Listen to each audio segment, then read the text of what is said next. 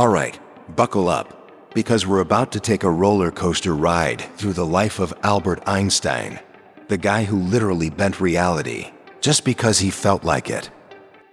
So Einstein was born in 1879 in Germany. He didn't speak until he was 4 years old. Starting off strong there, champ. His parents probably thought they got a defective unit. When he finally did start talking, he had a habit of repeating sentences softly to himself. Totally normal kid behavior, not creepy at all. Fast forward to school life. Spoiler alert, he hated it.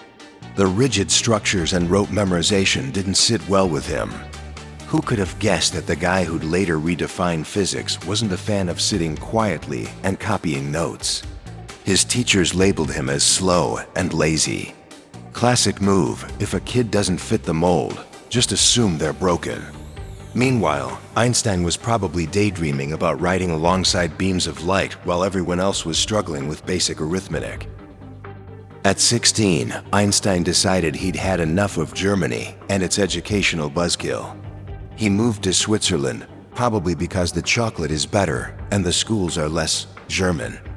He applied to the Swiss Federal Polytechnic School. But plot twist, he failed the entrance exam. Imagine that the man who would become synonymous with genius couldn't pass a college entrance test. Feeling better about your SAT scores? I know I am. But don't worry, he reapplied after a year and got in. Persistence or annoyance, either way, he made it. In college, he met Mileva Maric, a fellow physics student. They bonded over their shared love of science and probably mutual disdain for social norms. They got married, had a couple of kids, and everything seemed peachy. Except it wasn't.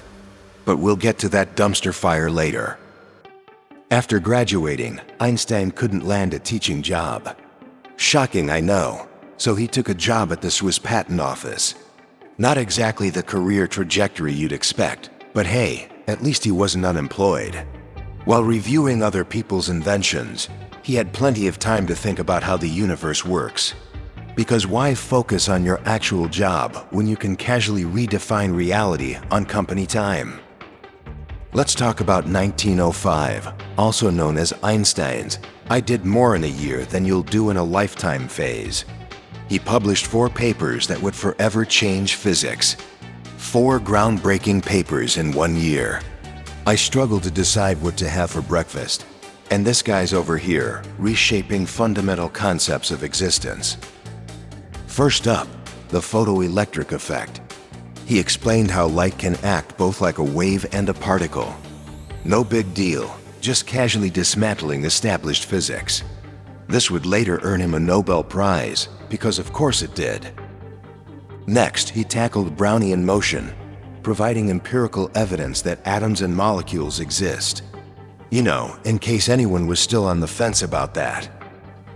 Then he introduced the special theory of relativity. Turns out, time and space are relative. Who knew? Apparently, not us until Einstein decided to drop that bombshell.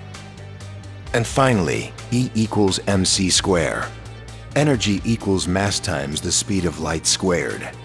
This simple equation showed that mass and energy are interchangeable. It also paved the way for nuclear power and atomic bombs. So thanks for the existential dread, Albert. Despite revolutionizing physics, Einstein didn't immediately become a rock star. It wasn't until 1919, when his general theory of relativity was confirmed during a solar eclipse, that he shot to international fame. Imagine that, becoming famous because other scientists proved your complicated math was correct. Meanwhile, people today get famous on TikTok for lip syncing. Now let's circle back to Einstein's personal life, which was about as stable as a house of cards in a hurricane. His marriage to Mileva fell apart. Shocker. Balancing a marriage while you're busy unraveling the fabric of the universe is probably tricky. They divorced, and Einstein married his cousin Elsa. Yes, his cousin. I'll just let that sink in. As things in Germany started heating up politically, because nothing says time to leave like the rise of an oppressive regime, Einstein moved to the United States. He ended up at Princeton, where he continued his work and solidified his image as the quintessential mad scientist. Wild hair, mustache, the whole package. In 1939, Einstein wrote a letter to President Roosevelt warning about the potential for nuclear weapons. This led to the Manhattan Project, and well, we all know how that turned out.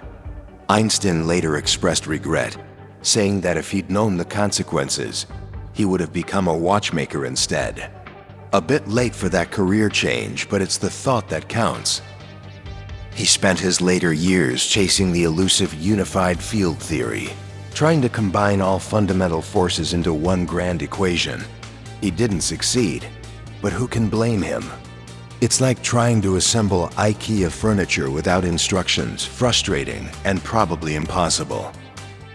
Einstein died in 1955. His last words were in German, but the nurse attending didn't speak the language, so we'll never know what he said. Could have been the secrets of the universe or a request for more Jell-O. The mystery remains.